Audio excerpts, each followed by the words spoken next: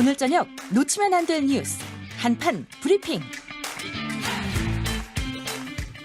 한판 브리핑. 오늘은 한겨레신문 김한 기자가 나오셨습니다. 어서 오십시오. 네, 안녕하세요.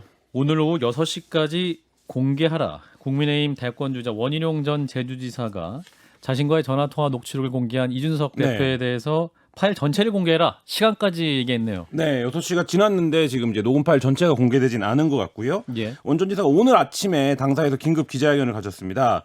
통화를 녹음했으니 녹취록이 있는 것 아니냐. 통화 녹음 파일 전체를 오늘 오후 6시까지 공개하라. 이를 확인하면 대화의 흐름, 말이 이어지고 끊기는 맥락, 어감과 감정을 다 느낄 수 있을 것이다. 이렇게 얘기를 했는데요. 그러니까 글로 보는 것과 실제 통화를 한 당사자인 자기가 느낀 것이 차이가 있다. 이런 주장인 거죠.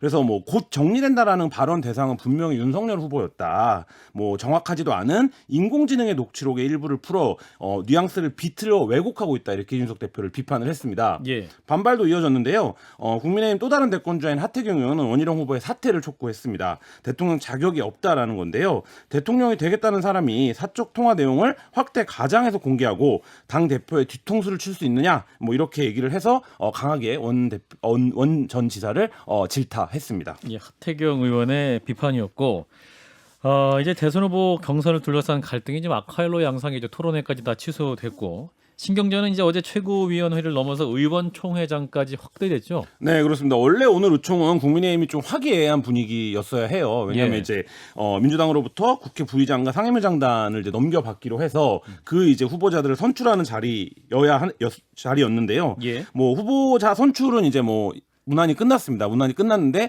끝나고 나서 그 당 경선준비위원장인 서병수 의원이 마이크를 잡으면서부터 이제 논란이 시끄러워지기 시작했는데요. 예. 한번 직접 들어보시죠. 왜 이렇게 지도부를 흔드는 것인지 좀 제발 좀 자중해 주십사 하는 그런 부탁의 말씀을 드립니다. 그래서 최고위원들도 좀 똘똘 뭉쳐서 좀 제대로 대여 투쟁도 좀 해주시고 각 캠프들도 같이 좀 양보할 것은 양보하고 해서 우리 당내 권력 투쟁에 제발 좀 몰두하지 말았으면. 우리가 원하는 거예요. 우리가 원하는 게 당 대표가 불러는지. 제가 어제 최고위원회에서도 당 대표에게도 분명히 말씀을 드렸어요. 너무 SNS 활동이라든가 여러 가지 이제 인터뷰라든가 이런 것에 대해서. 예. 네, 서 위원장은 이제 정쟁의 중심에서 논란을 일으킨 점은 대단히 유감스럽다 이렇게 얘기를 했습니다. 그러면서도 동시에 뭐라고 했냐면 나는 이제 대통령 후보를 훌륭하게 뽑아야 된다는 사명감에 충실하다. 누가 뭐라 해도 지금은 대통령 후보가 뽑히기 전까지는 당대표를 중심으로 최고위원들이 중립적으로 일을 해야 한다. 이 대목에서 의원들이 집중적으로 반발했거든요. 그러니까 이게 사실상 최고위원들이 각 캠프에 내심 속해 있으면서 당대표를 흔들고 있는 것 아니냐 이런 이제 얘기로 한 건데요. 그래서 이 대표 손을 들었습니다. 이렇게 되니까 당연히 이제 윤석열 성향의 친윤 성향 의원들이 반발을 했는데 말씀을 그렇게 하시면 안 된다 이렇게 큰 소리로 뭐 곽상도, 김정재 의원들이 소리를 질렀고요. 예. 최재형 캠프의 기획본부장을 맡고 있는 박태출 의원이 나도 발언 좀 하자 이렇게 신청을 했는데 뭐 시간 관계상 비공개가 되고 안 됐습니다. 그러니까 밖에 나와서 기자들을 상대로 해서 서 위원장이 혼자 일방적으로 이렇게 말씀을 한다. 왜 서 위원장의 말은 공개적으로 하게 두고 난 거기에 이견이 있었는데 왜 이견은 비공개로 말하게 하냐. 뭐 이렇게 얘기하면서 그러니까 의총 진행 방식까지 강하게 문제를 삼았습니다. 이게 모두가 다 경준이의 월권이다. 이렇게 지금 얘기를 하고 있는 상황입니다. 예. 서병수 이제 경선준비위원장이 공정하게 이제 운영하고 있다니까 뭐가 공정하냐. 뭐 이런 또 이렇게 그러한 반발도 있었는데 일단 6시까지 올리지 않았던 거죠? 네, 지금까지 제가 뭐 확인한 바로는 아직까지는 올리지 않은 것으로 보입니다. 예, 자 이런 상황 두 분 어떻게 보시는지 진중관 작가부터. 이준석 대표가 올리지 않겠다라고 선언을 한 걸로 알고 있고요. 지금 네. 올릴 수 있는 상황이 아닙니다. 왜냐하면 패러다임이 어떻게 바뀌어 있냐면은 어떻게 남의 사적인 통화를 녹음을 해가지고 이용할 수 있느냐 이렇게 가 있기 때문에 설사 그 공개를 한다 하더라도 그리고 그 공개를 통해서 이준석 대표의 말이 맞는다 하더라도 비난은 또 커질 수밖에 없는 상황이고 이게 또 해석의 차이기 때문에 공개를 한다고 게임이 끝나는 게 아니라 랠리는 더 길어지거든요. 그래서 공개를 안 한다고 한 거죠. 예, 김성애 소장. 저는 이준석 대표 편을 들고 싶진 않은데 이게 사실 원래로 보면요. 대권 주자하고 당대표하고 통화한 거 아닙니까? 그렇죠. 대권 주자가 당대표한테 무슨 얘기를 들었더라도 그 얘기를 또 언론에 가서 혹은 이렇게 인터뷰를 과정에서 이런 얘기를 했다고 주루루 얘기를 하는 건 또 뭡니까? 원희룡 전 예, 지사가. 원희룡 지사도 그렇고 그다음에 하태경 의원도 오늘 갑자기 참전을 해서 이런 말씀들을 하시는 분들 보면 지금 대선 레이스에서 뒤돌아보면 아무도 없는 사람들끼리 싸우는 거거든요.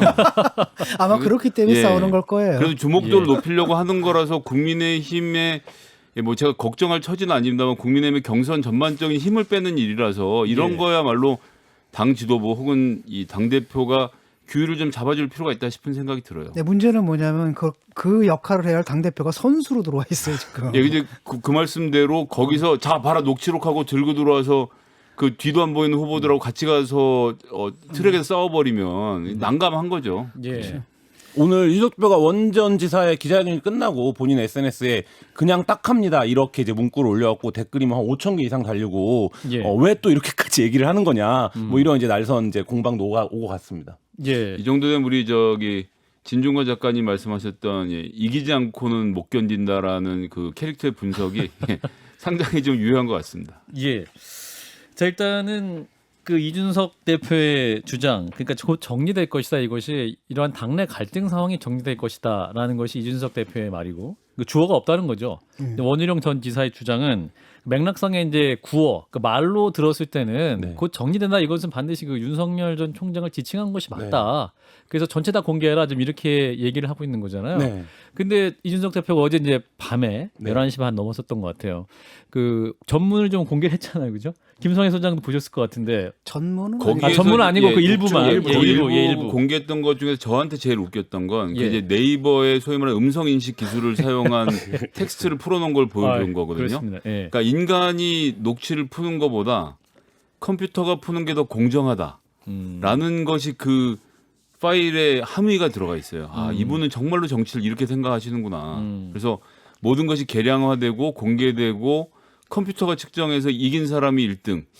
이렇게 정치가 과연 되는 거, 제가 아까 그래서 고민이 깊어진다는 얘기가 이걸 보면서 막 한탄을 하다가도 요즘 젊은 사람들끼리는 다 서로 녹음하고 하는 것을 그냥 일상생활처럼 하고 있는데 제가 못 쫓아가고 있는 건 아닌지 이런 걱정이 되더라고요. 아니 핸드폰 그 휴대전화 기종별로 통화하면 이제 자동으로 녹음되는 그 통신사도 있고 기종이 있었으니까 뭐 아니 그럴 제가 수도 보니까 있는 요즘 것이고요. 이 노사분기에서도 마찬가지인데 제가 예, 직장을 예. 실제로 경험한 일이고 직장의 직원이 상사랑 상담을 하러 들어갈 때 녹음기를 켜고 들어가는 사람이 그렇게 많더라고요. 그러니까 나중에 이 갑질이나 뭐 예, 이런 노동부에다가 부분들이. 신고하고 이럴 때 사용하려고 하는 건데 야 인간관계가 이래도 되나 싶은 생각이 들다가도 이렇게 예. 하지 않으면 안 되겠구나 싶은 생각도 이준석 들기도 대표는 뭐 하고 그런 의도가 아니었을 수 있고. 예. 네. 예. 네. 자, 진종원 작가. 그러니까 항상 정치를 뭐라고 생각하냐면 정치라는 게 내 의지를 남한테 관철시키는 거잖아요. 근데 그 관철시키는 방식이 상대를 제압하는 게 있고 그 상대까지도 내 편으로 만드는 방식이 있는데 이준석 대표가 생각하는 건 항상 배틀 방식이에요. 제압하는 건데 문제는 뭐냐면 그랬을 경우에 상대가 자기 편이 되지 않거든요. 제압당한 상대는 언젠가 복수할 날을 기다린다라는 거예요. 그래서 이렇게 생각하기 때문에 항상 뭐냐면 내가 녹음을 해서 갖고 있으면 정보의 비대칭성이 생기잖아요. 그래서 언제든지 난 이길 수 있다 이런 건데 그게 상대로 하여금 예를 들어서 내가 전화하고 싶다 하더라도 이거 뭐야? 그러니까 속내를 터놓고 얘기할 수가 없게 되기 때문에 결과적으로 전체적으로 보면 개별 전투에선 자기가 이길지 몰라도 큰 전쟁에선 질 수밖에 없는 거거든요. 예. 근데 이거를 좀 깨달아야 되는데 이게 정치 자체를 일종의 컴퓨터 게임 비슷하게 생각하는 것 같아요. 그래서 매번 귀퉁이 패싸움에서까지도 매번 이기려고 하다 보니까 대마 전체를 놓쳐버리는 그런 일이 벌어지는 거죠. 녹취록 내용에 대해서 우리 진 작가님도 읽어보셨는데 진 작가님 판단 어떠세요? 누구 말이 맞는 것 같아요? 제가 볼 때는 실체적으로는 원희룡 지사 말이 맞는데 예. 그러니까 원희룡 지사도 뭐 맥락, 어감, 감정 얘기하거든요. 그러니까 전체를 풀어봤자 거기서 별 내용 나올 거 없다라는 거고 사실 공개된 게 다 전체라는 거예요. 예. 그리고 보면은 그 문제가 됐던 그 구절 있잖아요. 그 구절 앞에 뭐가 붙어 있냐면 내부 조사가 나오거든요. 네. 그건 여의도 연구소에 내부 여론조사를 돌려봤다는 거죠. 그랬더니 윤석열 지지율이 떨어지고 있더라. 그러니까 그거 곧 정리될 것이다 할 때 그거를 원희룡 그 후보는 그게 결국은 그 윤석열이 후보로서 낙마한다는 얘기로 이해를 한 것이고 그 다음에 그 이준석 대표 같은 경우는 그런 뜻이 아니라 그게 사실은 기세 등등함이 좀 정리될 거다. 정리가 이런 돼가지고 의미입니다. 어차피 내 페이스대로 끌어올 것이다. 이렇게 해명을 하는 것인데 전체적인 맥락에서 보게 되면 양쪽 해석이 다 가능한데 제가 볼 때는 그 전자 쪽이 조금 더 자연스럽긴 해요. 원희룡 네. 그 제가 직업이 기자니까 녹취 푸는 게 사실 업무의 3분의 1이거든요. 네. 녹취를 AI로 풀면 절대 정확하지가 않습니다. 왜냐하면 지금 이준석 그 대표가 올려놓은 녹취 저도 무슨 프로그램인지 아는데 그걸로 녹취를 푼 다음에 기자들은 녹취를 다시 들으면서 확인을 하거든요. 그러면 한 3분의 1 정도는 고쳐야 됩니다. 왜냐하면 적인지 저건지 이런 거가 한국어에서 맥락이 굉장히 다른데 그렇죠. 그런 부분들에서 이제 좀 차이들, 그러니까 그게 정치에서는 굉장히 민감할 수 있기 때문에 있고 저는 이제 뭐 기자를 10년 넘게 했지만 예. 당 대표가 대선 주자랑 통화를 하는 걸 녹음한다. 그리고 그걸 공개한다. 뭐 이런 식의 정치를 본 적이 없어서 굉장히 생경한 풍경이긴 합니다. 예. 그러니까 약간 그런 측면도 있는 것 같아요. 그러니까 원희룡 지사가 사실 그 전에 많은 얘기들이 있었잖아요. 그 얘기를 들었고, 근데 그것과 그 다음에 이제 그 통화 끝난 다음에 이준석 대표의 태도가 하나도 안 바뀌었거든요. 예. 그 후까지가 그 기억 속에서 좀 엉켜 있어서 이 통화 안에 다 들어 있는 걸로 기억할 수도 있어요. 그렇게 본다면 원희룡 지사가 약간 오버한 부분도 있고, 이준석 대표가 좀 억울한 부분도 있죠. 예. 지금 방송을 듣는 청취자 여러분들도 굉장히 또 질문 많이 주고 계시는데요. 먼저 EKKNNDD님, 예, 영자로 질문은 이겁니다. 여의도 연구소에서는 개별 후보에 대한 여론조사는 안 하는 걸로 아는데 녹취에 나왔던 조사는 뭘까요? 이런 질문인데 김성희 소장님이 그런 맥락이 좀 어떤 건지. 여의도 연구소에서 오늘 아침에 김재원 의원도 그렇게 얘기를 했고 예. 그 개별 후보에 대한 여론조사를 해서 특히나 이제 당내 경선 후보들끼리의 여론조사 결과를 말하는 걸로 저는 이해를 했습니다. 당내 연구원? 후보들끼리 예. 누가 앞서고 있는지를 조사하지 않는다고 하는 건데 그건 뭐 전 일견 이해가 되거든요. 그러니까 경선 후보자들끼리의 여론조사를 지금 하고 있을 리는 없어서 아니면 별도로 지시를 했다는 건지 알 수가 없는 상태고 그 정보를 그리고 슬쩍 원희룡 지사에게 좋아지고 있다고 말하는 것 자체도 조금 이상하고 전반적으로 맥락이 좀 이상합니다. 그러니까 일반적인 여론조사 얘기를 하는 것 같아요. 그러니까 일반적인 여론조사는 계속 돌려보고 있을 거 아닙니까? 그래서 그 추이를 볼 때, 그러니까 뭐 이준석 대표가 아주 거짓말했을 것 같지는 않거든요. 그러니까 당내에서 자기들 후보들끼리의 여론조사는 안 한다 하더라도 일반적인 조사를 했고 아마 그 결과를 보고 얘기한 것 같아요. 자, 이제 토론회 2차례 취소가 됐고 그 비전 발표회 25일 날 한 차례 네. 하기로 했잖아요. 그 비전 발표는 뭡니까? 개별 후보들이 자신의 비전을 발표한다는 거 아니면 당 전체가 뭐 비전을 함께 한다는 건가요? 그러니까 경선 준비 자체에 대한 지금 신뢰가 흔들리고 있는 상황이어서 경선 예. 준비가 어떤 프로그램을 제안했을 때 모든 후보들이 응할 것이냐 일단 이게 약간 미지수긴 한데요. 예. 뭐 그렇다고 하면 지금 후보가 지금 13명, 14명 정도가 얘기가 되는데 그럼 각 후보들에게 한 7분, 8분 정도 시간을 주고 그 7분, 8분 동안 예를 들면 주어진 뭐 주제를 줄지 안 줄지 뭐 이런 부분 세부적인 것들은 결정이 돼야겠지만 발표를 하고 그거를 이제 중계를 하는 뭐 이런 형식이 지금 얘기가 되고 있는 상황입니다. 아직 최종 형식도 확정이 안 된 상태겠군요. 그렇죠. 예, 어저께 일단 확정이 된 거니까. 사실 이거 자체도 월권이거든요. 월권인데 이게 이제 타협을 본 거죠. 왜냐하면 또 대표 체면도 좀 세워줄 필요가 있잖아요. 그래서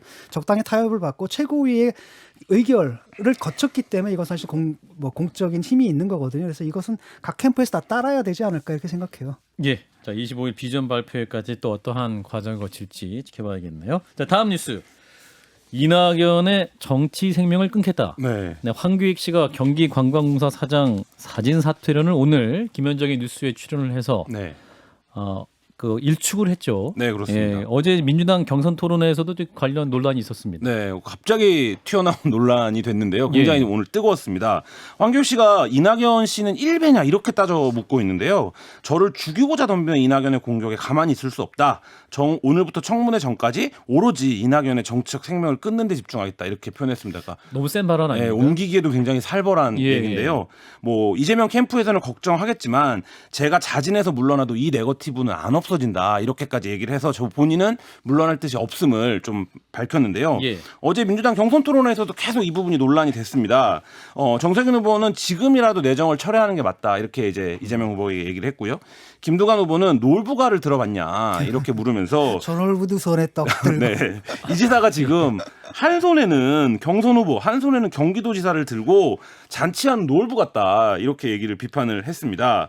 이재명 후보의 어제 발언이 약간 좀 시사점이 있었는데 한 발 예. 물러섰습니다. 뭐라고 물러섰냐면 도의회 인사청문회를 거쳐야 한다. 그걸 보고 국민 여론도 보고 도민 의견도 봐서 결정하겠다. 이렇게 약간 물러서는 듯한 모습을 세계를 보는군요. 그러니까. 네, 보이기도 했습니다. 예.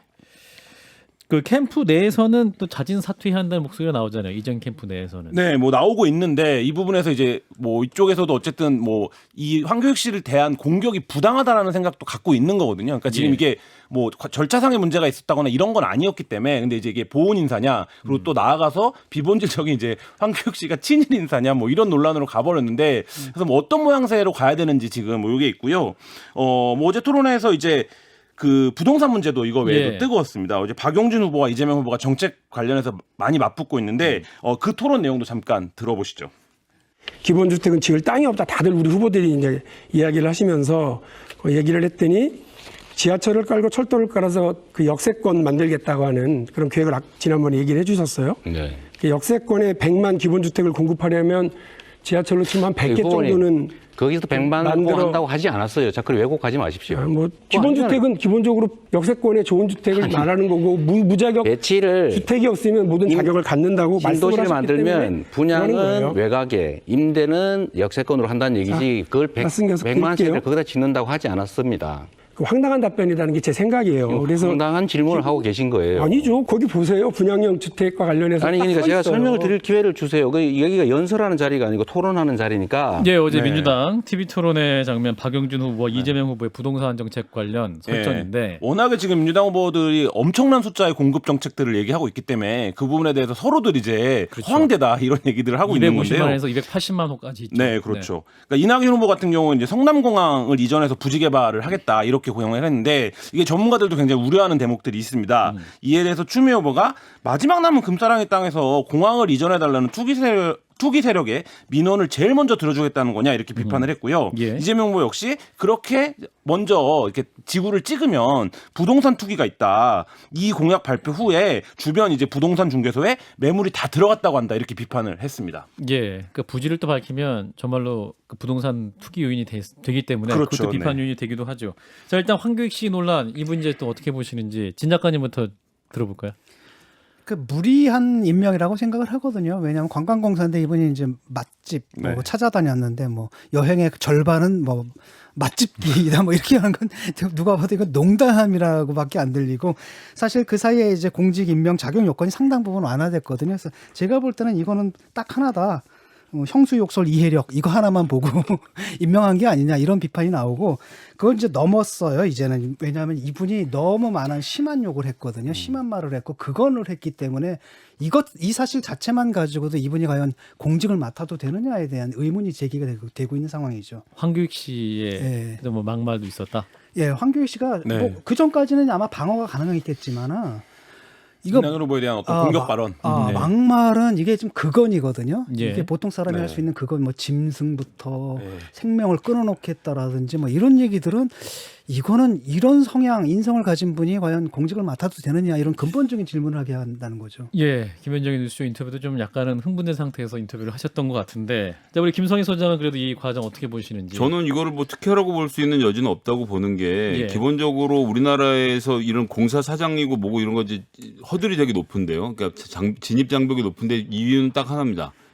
공무원들이 퇴직하고 자기가 가려고 그러는 거거든요. 그래서 해당 분야에 20년 이상의 전문가 이런 예. 교수랑 공무원 말고는 갈 수 있는 사람이 없었어요. 그래서 지방자치는 한다고 말은 했지만 실질적으로 관료들 외에는 아무도 임명할 수 없는 구조가 있었던 것이고 거기에 대해서 경기도회가 문제 제기를 해서 2018년 말에 이제 도 조례가 바뀌면서부터 임명의 완화가 된 것이고요. 그리고 이 형수 이해한다 발언은 2018년인가 나왔던 발언이라서 3년이 지났고 지금 9개월간 공석 있던 자리가 공채가 나와서 원서를 집어넣어서 임명하는 과정까지 쭉 보면 이것을 3년 전에 그 일이 고마워서 했다? 그렇게 보기에는 그거 말고도 이재명 도지사가 고마워서는 굉장히 많다. 그리고 중요하게는 뭐 다른 데 갈 것도 없이 서병수 이분 지금 국민의힘 의원 아닙니까? 네, 이분이 경선 준비위원. 예, 부산 시장으로 있을 때부터 시작해서 부산 필름 페스티벌을 황교익 위원장이 5년 동안 운영위원장을 맡아서 성공적으로 운영해서 굉장히 좋은 평가를 받아왔단 말이죠. 여러 가지로 그래서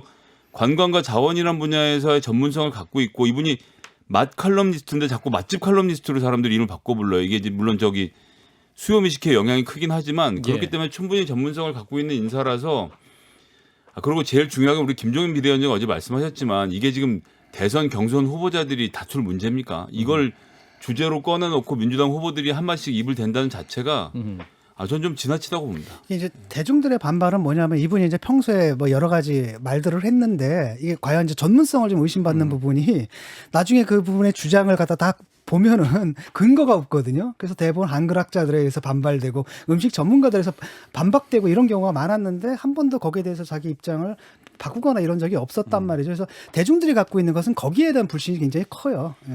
그럴 수도 있고 제가 보기엔 이낙연 후보 측에서 심하게 말했던 것은 이제 뭐 여기서 지난번에 저희 인터뷰에 나와서도 직접 불고기와 야끼니쿠가 이제 어원에 대한 이야기를 했던 것뿐이다라는 황교익 씨의 이야기를 했었는데 그런 사람을 갖다 놓고 친일파라고 몰아붙이면서 이 공격을 하는 자체가 전 너무 코미디라고 굉장히 과도하죠. 아니 친일이 웬 말입니까? 그러니까 있을 수 없는 논쟁을 만들고 있는 거라 좀 그런 점에 대해서는 다른 후보들이 좀 더 생산력 있는 조금 전에 나왔던 뭐 땅 얘기 좋네요. 이런 분쟁을 좀 계속 써왔으면 좋겠습니다. 저도 뭐 토착외군데 뭐.